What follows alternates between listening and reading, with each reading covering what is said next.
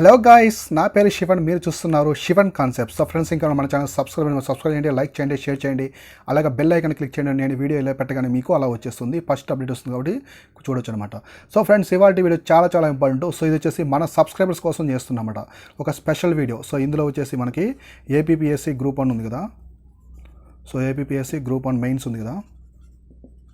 So APPSC group 1 మెయిన్స్లో వచ్చేసి చాలామంది సబ్స్క్రైబర్స్ అడిగారు. ఏమంటే వచ్చేసి మనకి వర్డ్స్ లిమిట్ అనమాట. వర్డ్స్ లిమిట్ గురించి చాలామంది అడిగారు. సో ఇవాళ వచ్చేసి మనము వర్డ్స్ లిమిట్ గురించి కంప్లీట్గా ఇన్ఫర్మేషన్ అనేది చూద్దాం. సో వర్డ్స్ లిమిట్ అనేది ఎలా ఉండాలి, ఏంటి అనేది ఇవాళ మనం క్లియర్గా డిస్కస్ చేద్దాం. సో ఫ్రెండ్స్, ప్రతి ఒక్కరికి ఎన్ని వర్డ్స్ రాయాలి, మనకి ఒక లిమిట్ అనేది మనకి ఎగ్జామినేషన్లో ఇస్తారనమాట. సో ఇప్పుడు వచ్చేసి వాటి గురించి మనము డిస్కస్ చేద్దాం. సో ఫస్ట్ థింగ్ వచ్చేసి మనకి ఎగ్జామినేషన్లో వచ్చేసి మనకి ఒక క్వశ్చన్ ఇస్తారు. సో క్వశ్చన్ ఫార్మేట్ అనేది ఇంపార్టెంట్. క్వశ్చన్ ఇస్తారు. సో మనకి వర్డ్స్ లిమిట్ అనేది దేన్ని బేస్ చేసుకుని ఉంటుంది అంటే క్వశ్చన్ని బేస్ చేసుకుని ఉంటుంది అనమాట. క్వశ్చన్ని బేస్ చేసుకుని ఉంటుంది. సో ఫర్ ఎగ్జాంపుల్ మనకి గ్రూప్ 1 క్వశ్చన్స్ అని ఎలా ఇస్తారో మనకు అవగాహన లేదనమాట. అంటే నెక్స్ట్ ఇప్పుడు జరిగే ఎగ్జామ్స్ ఎలా ఇస్తారో తెలియదు. సో ప్రీవియస్ ఇచ్చారు, ఎందుకంటే ఈ సంవత్సరం వచ్చేసి కొంచెం న్యూ సిలబస్ కూడా యాడ్ చేశారు కాబట్టి సో క్వశ్చన్ ఫార్మేట్ ఎలా ఉంటుందని మనం అక్కడికి వెళ్ళి చూడాల్సిందే. ఒకవేళ పాతదే ఉంటే ఓకే అనమాట, అందరికీ తెలిసింది. ప్రీవియస్ ఇయర్ క్వశ్చన్ పేపర్స్ అనేవి మనం చూస్తుంటాం కాబట్టి. ఫ్రెండ్స్, మీరు ఎప్పుడైనా ఖచ్చితంగా మీరు క్వశ్చన్స్ అనే మెయిన్స్ రాస్తుంటారు కదా. మెయిన్స్ రాసే ముందు మీరు ఖచ్చితంగా బుక్లెట్లో ఇన్స్ట్రక్షన్స్ ఉంటాయి కదా, 1-3 సార్లు చదవండి. ఏం కాదు, టైం పోయినా పర్లేదు, ఒక 10 minutes 1-3 సార్లు చదవండి. ఖచ్చితంగా ప్రతి ఒక్కటి మీరు నీట్గా ఫాలో అవ్వాలి. ఎందుకంటే ఆ రూల్స్ అండ్ రెగ్యులేషన్స్ కరెక్ట్గా ఫాలో అయితేనే మనకు వచ్చేసి ఇన్ఫర్మేషన్ అనేది నీట్గా ఉంటుంది అనమాట. సో ఇక్కడ వచ్చేసి ఎన్ని వర్డ్స్ అనేది రాయాలి ఇప్పుడు చూడండి, మీకు క్లియర్గా నేను ఎక్స్ప్లెయిన్ చేస్తాను. సో ఫర్ ఎగ్జాంపుల్ మీకు వచ్చేసి ఒక 15 మార్క్స్ క్వశ్చన్ ఇచ్చారు. సో 15 మార్క్స్ క్వశ్చన్ అనేది ఇచ్చారు. సో 10 మార్క్స్ క్వశ్చన్ అనేది ఇచ్చారనుకోండి. 10 మార్క్స్ క్వశ్చన్ ఇచ్చారు. సో ఇది వచ్చేసి మనకి 150 వర్డ్స్ అనేది రాయమన్నారు. సో 150 వర్డ్స్ అనేది రాయమన్నారు. సో 150 వర్డ్స్ రాయమంటే దాని అర్థం ఏంటంటే 150 వర్డ్స్ కంటే ఎక్కువ మీరు రాయొద్దు. సో ఇది వచ్చేసి బ్యాన్. 150 వర్డ్స్ కంటే ఎక్కువ అనేది మీరు రాయకూడదు అనమాట. ఇది exceed limit, most exceed limit వచ్చేసి 150 వర్డ్స్. 150 వర్డ్స్ కంటే మీరు ఎక్కువ రాయొద్దు, తక్కువ రాయండి 150 వర్డ్స్ కంటే. సో 150 వర్డ్స్ కంటే తక్కువ రాయొచ్చా, 150 వర్డ్సే కరెక్ట్గా రాయాలా అని మీకు ఒక డౌట్ అనేది మీకు ఉంటుంది అనమాట. సో 150 వర్డ్స్ అంటే మీరు వచ్చేసి 120 నుంచి 150 వర్డ్స్ అయినా రాయండి, ఏం కాదు. సో 110 నుంచి 150 వర్డ్స్ అయినా రాయండి. ఈ 110 ఒక 100 కంటే తక్కువ రాయొద్దు, ఎందుకంటే కొంచెం తక్కువగా అనిపిస్తుంది. సో ఇక్కడ వచ్చేసి ఎన్ని రాయాలి, A4 షీట్ అనేది ఎన్ని ఉంటాయి. సో మనకు వచ్చేసి యూపీఎస్సీలో 2 టైప్. ఫర్ ఎగ్జాంపుల్ మనకి యూపీఎస్సీ ఏపీఎస్సీకి డిఫరెన్స్ వద్దాము. సో యూపీఎస్సీలో మనకు వచ్చేసి ఇలా బోర్డర్స్ ఉంటాయి, ఇక్కడే రాయాలి కాబట్టి వర్డ్స్ అనేవి తక్కువ పడతాయి. సో అదే మనకి గ్రూప్ 1 చూసుకుంటే మనకి గ్రూప్ 1 మెయిన్స్లో వచ్చేసి కంప్లీట్గా మనకి షీట్ అనేది ఎలా ఇస్తాడు, రోలర్స్ ఇస్తాడు, అన్ని రూల్స్ ఇస్తాడు. సో రూల్స్ మార్జిన్స్ కూడా ఉంటాయి కాబట్టి సో ఉంటుంది. కాబట్టి మీరు ఒక A4 షీట్లో ఒక సైడ్ వచ్చేసి 100 వర్డ్స్ తీసుకోండి. 100 ఒక వర్డ్, ఒక పేజ్ 100, ఆ side 100. So for example 150 words రాయమని అనుకోండి. ఈ పక్క ఫుల్ పేజ్ రాయండి, నెక్స్ట్ ఆ పక్క వచ్చేసి ఒక 70% రాయండి, అంటే 170% అనేది రాయండి. అదే మీకు 250 వర్డ్స్ 200 వర్డ్స్ రాయమని అనుకోండి. 2 A4 షీట్స్, ఈ సైడు ఆ సైడు రాయండి, ఇంకా ఒక హాఫ్ రాయండి, ఒక హాఫ్ కూడా రాయండి, అంటే 250% రాయండి. సో ఇలా అనమాట. అలా రాస్తే మనకు వచ్చేసి ఒక అవగాహన. చూడండి, మనకి ఒక పేజ్ వచ్చేసి 100%. సో 1.5 పేజ్ అంటే 150, అలా అనమాట. సో ఇలా రాస్తే మీకు వచ్చేసి బాగుంటాయి అనమాట. సో 150 వర్డ్స్ అంటే మీరు ఎన్ని రాయాలి, 150 వర్డ్స్ అంటే ఒక 100 ఈ పక్క వచ్చేస్తుంది. నెక్స్ట్ అది 2.5 అంటే 2.5 పేజెస్ రాయండి. 2.5 పేజెస్ అనేది రాస్తే బాగా నీట్గా ఉంటుంది. ఎక్కువ వర్డ్స్ కొంచెం దూరంగా బాగా మంచిగా రాస్తే వర్డ్స్ పడతాయి. ఇక్కడ చూడండి, 150 వర్డ్స్ కంటే ఎక్కువ రాశారంటే మీరు వచ్చేసి ఎగ్జామినర్ విసిగిచ్చినట్టు అనమాట. ఎగ్జామినర్ కూడా కొంచెం ఇరిటేషన్ అనేది వస్తుంది చూడడానికి.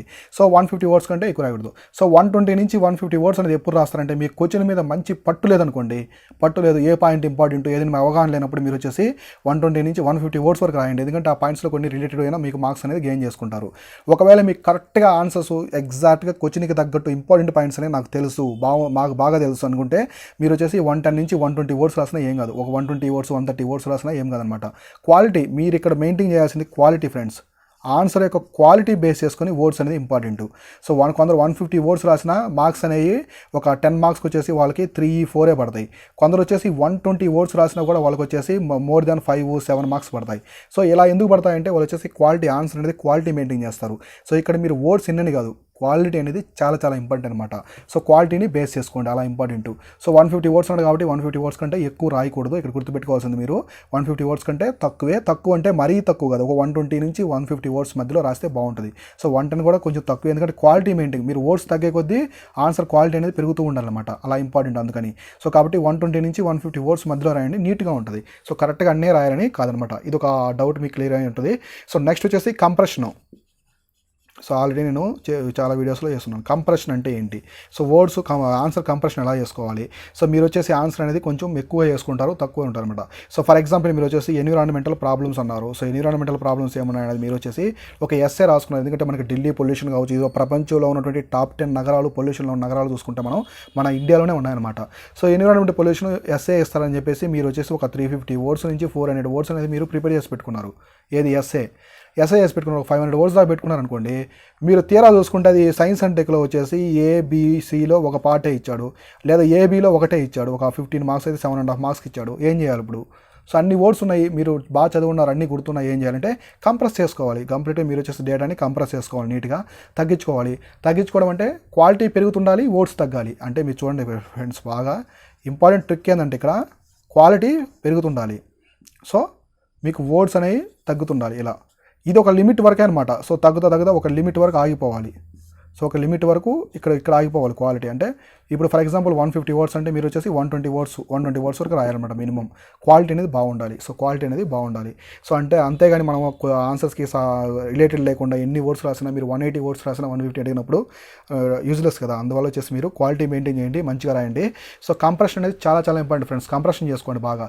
మీరు డేటా అనేది మీకు అక్కడికి వెళ్ళినప్పుడు మనము ఫర్ ఎగ్జాంపుల్ మనం వచ్చేసి చూసుకున్నాం. ఫర్ ఎగ్జాంపుల్ జీపీఎస్ ఉంది, గ్లోబల్ పొజిషనింగ్ సిస్టమ్ ఉంది. దాని గురించి మీరు వచ్చేసి 15 మార్క్స్ వచ్చి ప్రిపేర్ అయ్యారు. వాడికి వచ్చేసరికి 3 పార్ట్స్లో 1 పార్టే అడిగాడు, 1 పార్టే అడిగాడు అనుకోండి. కంప్రెస్ చేయాలి డేటా. అప్పుడు వచ్చేసి కొన్ని ఇంపార్టెంట్ పాయింట్స్ తీసేసి మోస్ట్ ఇంపార్టెంట్ పాయింట్స్ అని మీరు రాసేస్తే బాగుంటుంది అనమాట. ఎగ్జామర్ ఆన్సర్ అనేది ఎప్పుడు కూడా స్మార్ట్గా ఉండాలి. మంచి స్మార్ట్గా ఉంటే ఆన్సర్ అనేది మార్క్స్ కూడా మంచిగా పడతాయన్నమాట. కాబట్టి క్వాలిటీ మెయింటైన్ చేయండి. దాంతోపాటు హ్యాండ్ రైటింగ్ నీట్గా ఉండాలి. హ్యాండ్ రైటింగ్ కొంచెం నిదానంగా రాయండి, కొంచెం నీట్గా, కొంచెం స్పీడ్ మెయింటైన్ చేయాలి. స్పీడ్ కూడా చాలా ఇంపార్టెంట్. మళ్ళీ క్వశ్చన్స్ స్కిప్ చేయకూడదు. మ్యాక్సిమం మీరు అన్ని క్వశ్చన్స్ అటెంప్ట్ చేసేదానికి చాయిస్ కాకుండా రిమైనింగ్ ఉంటుంది కదా. సో అవన్నీ క్వశ్చన్స్ అన్ని అటెంప్ట్ చేసేదానికి మీరు చూసుకోవాలన్నమాట. కాబట్టి ఇవన్నీ చాలా ఇంపార్టెంట్. ఇలాంటి స్పెషల్ వీడియోస్ అని నేను మీకు ఎగ్జామ్స్ కోసం మీ అందరి కోసం నేను అందిస్తూ ఉంటాను. సో కాబట్టి మన ఛానల్ నచ్చితే ఎవరికైనా మీ ఫ్రెండ్స్కి కూడా షేర్ చేయండి, ఇంకా ఉంటారు కదా ఫ్రెండ్స్కి. అలాగే ఈ వీడియో మీకు నచ్చితే లైక్ చేయండి, షేర్ చేయండి. అలాగే బెల్ ఐకాన్ క్లిక్ చేయండి, వీడియో పెట్టగానే మీకు అలా వచ్చేస్తుంది. Thank you guys, all the best everyone.